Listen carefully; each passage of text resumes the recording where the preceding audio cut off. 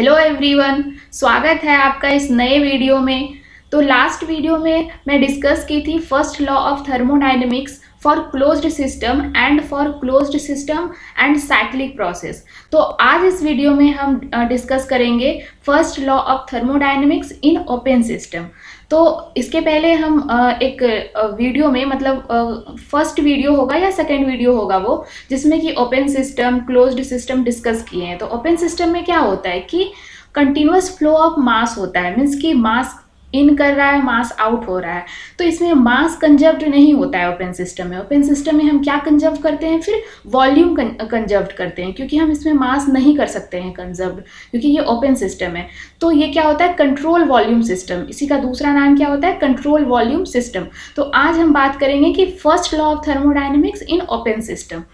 चूँकि अब ये ओपन सिस्टम है, इसमें जो है हमारा वॉल्यूम कंजर्व्ड होता है, मीन्स कि हम एक कंट्रोल वॉल्यूम ले लेते हैं, क्योंकि हम स्टडी करने के लिए या तो कंट्रोल मास लेंगे या तो कंट्रोल वॉल्यूम लेंगे। तो यहाँ पर हम चूँकि कंट्रोल मास नहीं ले सकते हैं, बिकॉज ये ओपन सिस्टम है, यहाँ कंटिन्यूअस फ्लो ऑफ मास हो रहा है, तो इसीलिए हम कंट्रोल वॉल्यूम ले लिए। तो v क्या है, यहाँ पर कांस्टेंट है। और तो डिस्प्लेसमेंट वर्क डन जो होगा, यानी कि p dv जो हो जाएगा, क्या हो जाएगा, यहाँ पर जीरो हो जाएगा। हम तो उसकी बात ही नहीं करेंगे, हम उसका यहाँ पर चिंता बिल्कुल नहीं करेंगे, बिकॉज क्या है कि वॉल्यूम मेरा कांस्टेंट है। तो dv is equal to zero, तो मेरा p dv नहीं है, ये वर्क डन नहीं है, मतलब डिस्प्लेसमेंट वर्क डन यहाँ पर जीरो हो जाएगा। तो अब क्या हो रहा है कि यहाँ पर मास फ्लो हो रहा है, तो उसके वजह से तो वर्क डन होगा ना। जो मास फ्लो हो रहा है, तो वो कैसे मास फ्लो हो रहा है, क्या हो रहा है। तो और एक चीज़ हम क्या देखें कि फर्स्ट लॉ ऑफ थर्मोडायनेमिक्स क्या है, is based on the conservation of energy. तो कब हम बस कंजर्वेशन ऑफ एनर्जी बैलेंस किए थे क्लोज्ड सिस्टम के लिए, बट यहाँ ओपन सिस्टम है, तो यहाँ पर क्या हो रहा है, मास भी टाइम के साथ वैरी कर रहा है। मतलब क्योंकि इसमें मास इन हो रहा है, मास आउट हो रहा है। तो आप किसी पर्टिकुलर टाइम पे, मीन्स टाइम के साथ देखोगे, अगर मान लीजिए time is equal to 0 second पे हम मास देखें तो कुछ और मास होगा, और t is equal to 1 second पे देखें तो मास कुछ और होगा। मीन्स मास क्या हो रहा है, वैरी हो रहा है विथ टाइम। अगर हम कोई मीन्स इसमें कंडीशन नहीं लगाएं, फॉर एग्जांपल अगर स्टेडी स्टेट है, तो हम वहाँ पर फिर क्या हो जाएगा, मेरा मास जो है एक्यूमुलेशन जीरो हो जाता है। वो सब एक अलग बात है, वो हम अलग से डिस्कस करेंगे। लेकिन अगर एज जनरल हम देखें तो क्या हो रहा है कि यहाँ पर मास जो है टाइम के साथ वैरी हो रहा है, मास फ्लो हो रहा है। तो मास फ्लो हो रहा है तो उसके साथ एनर्जी भी चेंज हो रहा है, क्योंकि मास फ्लो विदाउट एनर्जी तो हो नहीं सकता, क्योंकि फ्लो हो रहा है मीन्स वहाँ पर वेलोसिटी है, पोजीशन चेंज हो रहा है, और वो पार्टिकल फ्लो हो रहा है, तो मीन्स उसमें कोई प्रेशर लग रहा होगा, मीन्स उसको कोई पुश कर रहा होगा, उसमें कोई एनर्जी लग रहा है। तो इस तरह के बहुत सारे एनर्जी होगा, ठीक है। तो वो हम एनर्जी हुआ। और पहली बात, उसके पहले क्या हो जाएगा, मेरा मास भी यहाँ पर कंजर्व करना पड़ेगा। हम लोग क्या जानते हैं बेसिक्स, कि अगर हम कोई सिस्टम का स्टडी कर रहे हैं तो सबसे पहले हमको मास कंजर्वेशन ऑफ लॉ लगाना पड़ता है उसमें, फिर एनर्जी कंजर्व करना पड़ता है। दो चीज़ हम लोग लगाते हैं, है ना। तो हम लोग क्लोज्ड सिस्टम के लिए मास की बात नहीं किए थे, कोई भी डिस्कशन नहीं किए थे मास के लिए। क्यों, क्योंकि वो क्लोज्ड सिस्टम था ना, वहाँ तो कंट्रोल मास होता है मेरा, है ना। लेकिन ये ओपन सिस्टम है, तो यहाँ पर हम मास को कंट्रोल नहीं कर सकते। देखिए यहाँ पर ये हम वॉल्यूम को कंट्रोल किए हैं, ये क्या है, कंट्रोल वॉल्यूम है यहाँ पर, लेकिन मास चेंज हो रहा है। तो इसीलिए हमको सबसे पहले जो है मास बैलेंस लगाना पड़ेगा इस सिस्टम पे। तो मास बैलेंस के लिए क्या इक्वेशन जानते हैं, rate of mass with in control, जो इन कर रहा है मीन्स विथ इन, जो इन कंट्रोल वॉल्यूम, और जो आउट हो रहा है उसका डिफरेंस, और जो एक्यूमुलेशन है, यही ना होता है हमारा बैलेंस इक्वेशन किसी भी चीज़ के लिए। जो इन हो रहा है, input minus output is equal to accumulation, ठीक है। तो वही चीज़ किए हैं कि मास अगर इतना इन हो रहा है, इतना मास, ये डॉट जो दिखा रहा है कि ये रेट है विथ टाइम है, यानी कि dm/dt है, ये मास बाय टाइम है, इसको रेट दिखा रहा है, इसको मास रेट बोलते हैं। तो मास रेट, जो रेट ऑफ मास जो इन हो रहा है minus rate of mass out is equal to rate of mass of accumulation. कितना एक्यूमुलेट हो रहा है, एक्यूमुलेट मतलब यहाँ पर कितना रह जा रहा है ना। अगर मान लीजिए कि 10 kg ऑफ मास इन किया और 8 kg ऑफ मास आउट हुआ, तो एक्यूमुलेशन कितना हो गया, 2 kg ऑफ मास यहाँ पर एक्यूमुलेशन हो गया। तो हमें तो उसके बारे में भी स्टडी करना पड़ेगा ना, जो एक्यूमुलेट हुआ है, क्योंकि उसके साथ भी कुछ एनर्जी है, कुछ उसके साथ भी हमको प्रोसेस के लिए जो भी हम बाद में ये करेंगे तो उसके लिए हमको देखना पड़ेगा वहाँ पर क्या चेंजेस हुआ है, क्या नहीं हुआ है, स्टडी करना पड़ेगा, इसीलिए हम उसको भी यहाँ पर कंसीडर किए हैं। तो ये क्या हो गया, मास बैलेंस इक्वेशन। अब दूसरा हम लोग क्या लगाएंगे, एनर्जी बैलेंस इक्वेशन। तो इसके नेक्स्ट हम क्या लगाए, एनर्जी बैलेंस इक्वेशन। पहले उसी को हम यहाँ पर उसी तरह लिखे हैं कि mass in minus mass out is equal to m2 minus m1। कितना वहाँ पर एक्यूमुलेशन होगा, ये एक्यूमुलेशन हुआ। अगर वो जो dt है वो बहुत स्मॉल है तो हम लोग क्या करते हैं, उसमें डिफ्रेंसिएशन को क्या ले लेते हैं, सिंपली चेंज ले लेते हैं ना। जब बहुत स्मॉल टाइम के लिए हम लोग ये करते हैं, डेल्टा t टेंस टू 0 होता है, तो उस तरह से वही चीज़ यहाँ पर किए हैं। तो अब आगे हम एनर्जी बैलेंस इक्वेशन पे ये करते हैं।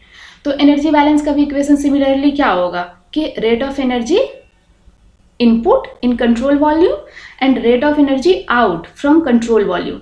यानी कि जो इनपुट हो रहा है, जो इन हो रहा है एनर्जी, रेट ऑफ एनर्जी, और जो आउट हो रहा है rate of energy is equal to rate of energy accumulation within the control volume.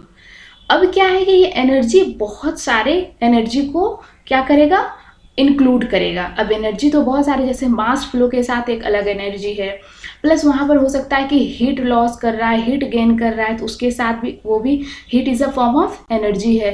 And heat क्या है, ट्रांजिट फॉर्म ऑफ एनर्जी। और फिर दूसरा क्या है, वर्क भी है, कि अगर उस सिस्टम पे work done on the system हुआ कि work done by the system हुआ। तो एनर्जी के साथ जो है 3 तरह का चीज़ होगा। क्या होगा, मास फ्लो से जो एनर्जी उसमें इनपुट हो रहा है, जो हीट के वजह से हो रहा है, जो वर्क के वजह से हो रहा है। तो हमको तीनों चीज़ को यहाँ पर देखना पड़ेगा। तो सबसे पहले हम मास फ्लो देखते हैं, जो means energy associated with mass flow. मतलब इसका मतलब क्या हुआ, जो मास फ्लो हो रहा है, जो मेरा कहने का मतलब जो भी हम सिस्टम में इन और आउट करा रहे हैं, तो वो जो फ्लो करने में जो एनर्जी लग रहा है, फ्लो विदाउट एनर्जी, अगर एनर्जी 0 होता है कोई भी चीज़, कोई भी पार्टिकल का, तो उसमें फ्लो होता है क्या, नहीं होता है। अगर वो उसमें फ्लो हो रहा है, इट मीन्स क्या हो रहा है, उसमें कोई नेट एनर्जी है, तभी वो फ्लो पॉसिबल हुआ है। हाँ, तो अब वो मास फ्लो कौन कौन सा एनर्जी को इंक्लूड करता है, तो हम लोग पहले मास फ्लो को देख लेते हैं, फिर हीट और वर्क तो हम लोगों को पता ही है कि हीट के लिए हम Q से डिनोट करते हैं, और वर्क तो work done on the system by the system W से। ठीक है, तो पहले हम मास फ्लो की बात कर लेते हैं, क्योंकि ये नया चीज़ है ओपन सिस्टम के लिए। ठीक है, तो क्या हुआ कि मास फ्लो में अब क्या क्या इंक्लूड करेगा। तो सबसे पहले हम अभी देख लेते हैं कि mass per unit, sorry energy per unit mass, जिसको हम स्मॉल ई से यहाँ डिनोट किए हैं। ठीक है, बाद में फिर हम उसको ये से कर देंगे, मास से इनटू कर देंगे, तो वो क्या हो जाएगा, टोटल एनर्जी हो जाएगा। यानी कि इसका जो यूनिट है वो क्या है, जूल पर केजी है। ठीक है, तो अब क्या होता है कि मास जो है फ्लो हो रहा है, इट मीन्स क्या, वहाँ वेलोसिटी है, फ्लो हो रहा है, इट मीन्स क्या, एक फ्लो के साथ जा रहा है, उसमें वेलोसिटी है, तो उसमें काइनेटिक एनर्जी होगा। अब वो फ्लो कर रहा है तो पोजीशन भी अपना चेंज कर रहा है, इट मीन्स क्या, उसमें पोटेंशियल एनर्जी है, जो कि हम लोग इसके पहले भी बात किए थे कि एनर्जी 2 तरह का होता है, माइक्रो MICRO और एक मैक्रो होता है MACRO। ठीक है, ये सब थोड़ा सा मतलब कि आगे की स्टडी है, जैसे हम लोग अभी एमटेक वगैरह में ये सब पढ़ते हैं, तो आप जब स्टैटिक मैकेनिक्स वगैरह पढ़ोगे तो वो चीज़ होगा, उस पर हम लोग अभी यहाँ टाइम वेस्ट नहीं करेंगे। तो क्या है कि अब क्या है कि काइनेटिक एनर्जी भी वहाँ रहेगा, पोटेंशियल एनर्जी रहेगा, और चूंकि वहाँ पर क्या है, पार्टिकल है, मॉलिक्यूल्स है, तो वहाँ क्या होगा, इंटरनल एनर्जी होगा, क्योंकि हम लोग क्या पढ़े हैं कि जो एटम या मॉलिक्यूल स्टोर्ड करता है एनर्जी, हाँ, कोई सिस्टम स्टोर्ड करता है, उसको क्या बोलते हैं हम लोग, इंटरनल एनर्जी। और दूसरा क्या हो गया, PV। अब बात आई कि ये PV क्या है, हम लोग शायद फर्स्ट लेक्चर या सेकंड लेक्चर में ये चीज़ पढ़े थे कि फ्लो सिस्टम के लिए क्या होता है कि मेरा वॉल्यूम कांस्टेंट होता है, तो हम लोग वहाँ पर जो है मास मेरा कंजर्व नहीं होता है, इसी वजह से हम लोग V/m लेते हैं, मीन्स स्पेसिफिक वॉल्यूम लेते हैं। वहाँ पर आप देखे होंगे।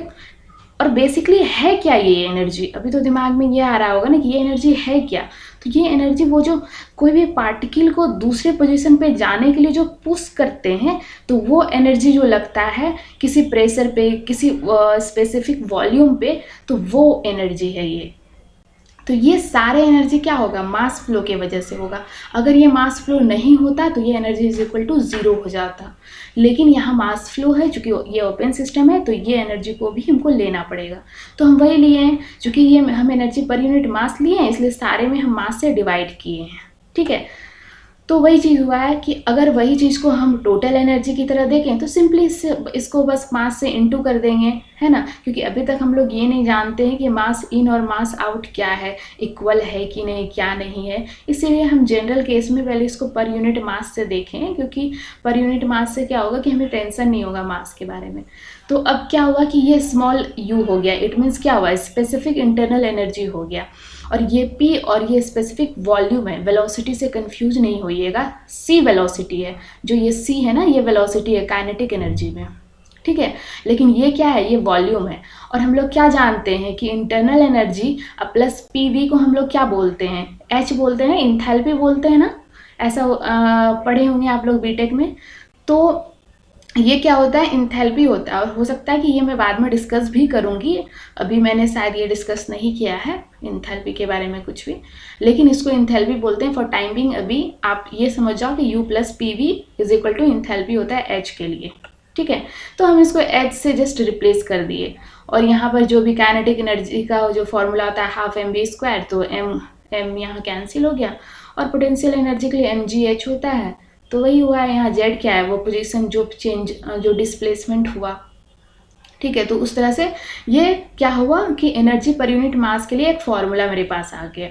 ठीक है, अब अगर हम इसी को मास फ्लो रेट से इनटू कर देते हैं तो ये टोटल एनर्जी आ जाता है। ये क्या था, मास, ये एनर्जी पर यूनिट मास था, और ये टोटल एनर्जी है। तो ये मेरे पास इक्वेशन आ गया, किसके वजह से, बिकॉज ऑफ मास फ्लो के वजह से। अब हम लोग टोटल उस जो मेरा एनर्जी बैलेंस इक्वेशन था, हम टोटल के बारे में लिखते हैं। तो सबसे पहले उसमें क्या होगा कि ड्यू टू मास जो changes in minus out because of mass flow, और ये क्या हुआ बिकॉज ऑफ हीट फ्लो, और ये क्या हुआ because of work flow. Work flow means work done on the system और work done by the system, जो भी हो रहा है वो कंडीशन पे अप्लाई करते हैं कि क्या है वहाँ पर क्वेश्चन में। और ये क्या हो गया, एक्यूमुलेशन हो गया, मतलब कि उसमें कितना एक्यूमुलेट हो गया उस कंट्रोल वॉल्यूम के अंदर, ये चेंजेज ऑफ एनर्जी। ठीक है, तो उसी जगह पे अब क्या लिख दिए, ये मास फ्लो के लिए तो हम एक सेपरेटली इक्वेशन निकाल चुके हैं। तो बस ये क्या हो जाएगा, इन के जगह में मास इन कर देंगे, और जो इनपुट के साथ जो मेरा v1 है या c1 है, आप जिससे भी इसको दिखा सकते हैं, वेलोसिटी है, z1 है जो पोजीशन, इनिशियल पोजीशन था, इनिशियल इंथैल्पी था, और ये फाइनल है, उसी का चेंजेस है यहाँ पर। और उसी तरह हीट के वजह से क्या हुआ कि चेंजेस ऑफ हीट, है ना, Q इन आउट, जो भी हम लोग पढ़े हैं ना इसके पहले, इतना हम लोग तो first law of thermodynamics for close system भी जानते थे। और ये W आउट क्यों लिखे हैं यहाँ पर, work done by the system है। और ये इन क्या है कि कितना अमाउंट ऑफ हीट उसमें इन कर रहा है, यही था ना हमारे फर्स्ट लॉ ऑफ थर्मोडायनेमिक्स में, है ना। क्यों, क्योंकि ये पॉजिटिव इसको लेते हैं, इसीलिए इसको यहाँ पर इन लिखा हुआ है। ठीक है, और ये मेरा एक्यूमुलेशन है। एक्यूमुलेशन में क्या हो जाएगा, जो भी एक्यूमुलेट क्या हो रहा है वहाँ पर पार्टिकल ही एक्यूमुलेट हो रहा है, तो उसके साथ जो है you potential energy, kinetic energy इस तरह का हो गया। ठीक है, अगर वो सिस्टम स्टेशनरी है, मतलब सिस्टम जो एक्यूमुलेशन हुआ है वहाँ पर जो पार्टिकल, अगर वो स्टेशनरी है तो मेरा ये P और K जो है ये नेग्लिजिबल हो जाएगा, और ये 0 हो गया, है ना। तो अब क्या हो गया कि इसके यहाँ पर क्या हो गया, जो मेरा एक्यूमुलेशन में था, ये हम एक्यूमुलेशन की बात कर रहे हैं। ठीक है, ये हम वो वाले C की बात नहीं कर रहे हैं, ये वाले C की बात नहीं कर रहे हैं, ये अलग है।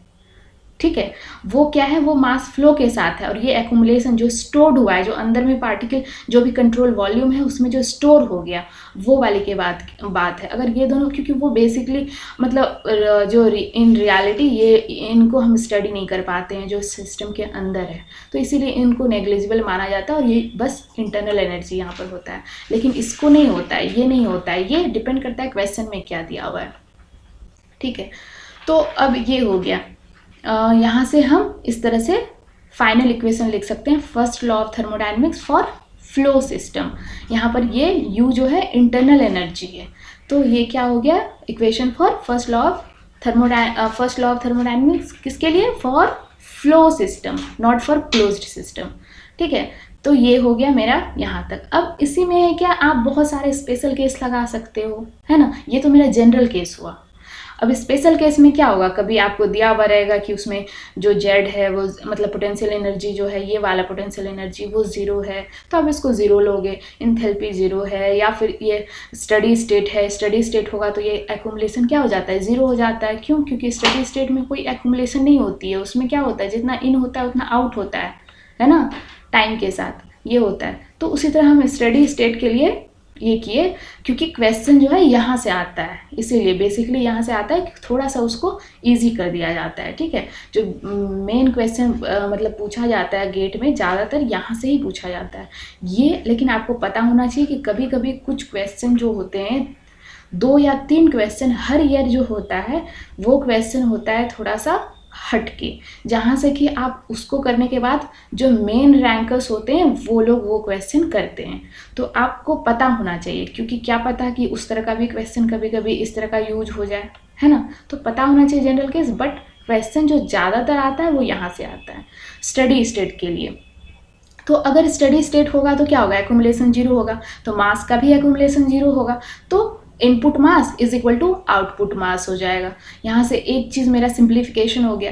और अब यही सिंप्लीफिकेशन हो गया तो वहाँ जो हम मास इन आउट अलग अलग लिखे थे, ये इन आउट, अब उसको क्या कर देंगे, रिप्लेस कर देंगे किसी एक मास से, क्योंकि वो दोनों तो इक्वल ही है। तो वही चीज़ यहाँ लिखिए। और एक्यूमुलेशन अगर ज़ीरो है तो इसमें भी तो एक्यूमुलेशन ज़ीरो हो जाएगा ना, जो इंटरनल एनर्जी है इसमें एनर्जी वाले इक्वेशन में। तो यहाँ से भी मेरा एक और सिंप्लीफिकेशन हो गया। अब देखिए तो कितना अच्छा लगने लगा इक्वेशन, पहले कितना बड़ा लग रहा था, है ना, घबराने वाला इक्वेशन लग रहा था देख के। अब ये इक्वेशन है जो कि ईजी है, देख के लग रहा है हाँ भाई सब कुछ सही है। तो अब क्या हुआ कि ये क्या हो गया, ये हीट ट्रांसफ़र हो गया, और ये क्या हुआ, वर्क डन हो गया। अब हीट ट्रांसफ़र क्या डिपेंड करता है कि हीट इन हो रहा है कि आउट हो रहा है, और work done on the system हो रहा है कि work done by the system हो रहा है। यहाँ साइन कन्वेंशन आपको यूज़ करना है। और ये डॉट है क्योंकि ये टाइम के साथ हम एक फ्लो रेट ले रहे हैं यहाँ पर, ठीक है। और ये मास फ्लो रेट है, चूँकि ये मेरा ये है स्टेडी स्टेट है, तो इनपुट और मास और आउटपुट इक्वल है, तो यहाँ पर आप कोई भी यूज कीजिए, दोनों ही इक्वल है। ये क्या है, वेलोसिटी है, काइनेटिक एनर्जी का पार्ट, ये पोटेंशियल एनर्जी का पार्ट है। ये डेल जेड जो है क्या है, ये डिस्प्लेसमेंट है कि कितना वो उसका मतलब जो हाइट है, किस हाइट पे वो इन किया है, किस हाइट पे वो आउट हुआ है, ये चीज़ है डेल जेड। और ये डेल एच क्या है, इंथैल्पी है। इसको एच हाइट से मत वो हो जाइएगा, कंफ्यूज हो जाइएगा, ये इंथैल्पी है, U प्लस PV, है ना। तो ये हो गया आपका। अब इसी को हम फाइनल यहाँ से लिखे हैं इस तरह का इक्वेशन, जो कि ऊपर लिखे थे वही चीज़। तो आपको ये इक्वेशन दिमाग में गांठ बांध के रख लेना है फॉर ओपन सिस्टम। जहाँ ओपन सिस्टम आया और स्टडी स्टेट लिखा है, आपको ये वाला ये फॉर्मूला लगा के अपना न्यूमेरिकल करना है, ठीक है। तो शॉर्ट नोट्स में आप जो इंक्लूड कीजिएगा वो इसको इंक्लूड कीजिएगा, है ना। और जनरल फॉर्म अगर आपको इंक्लूड करना है तो कीजिए, लेकिन वहाँ बस आपको दिमाग होना चाहिए, दिमाग में होना चाहिए कि जनरल फॉर्म होगा तो एक्यूमुलेशन होगा। ये वो जो प्रोसेस है, कॉन्सेप्ट है, वो मालूम होना चाहिए। जब उस तरह के क्वेश्चन आते हैं ना तो वहाँ कॉन्सेप्ट यूज़ होता है।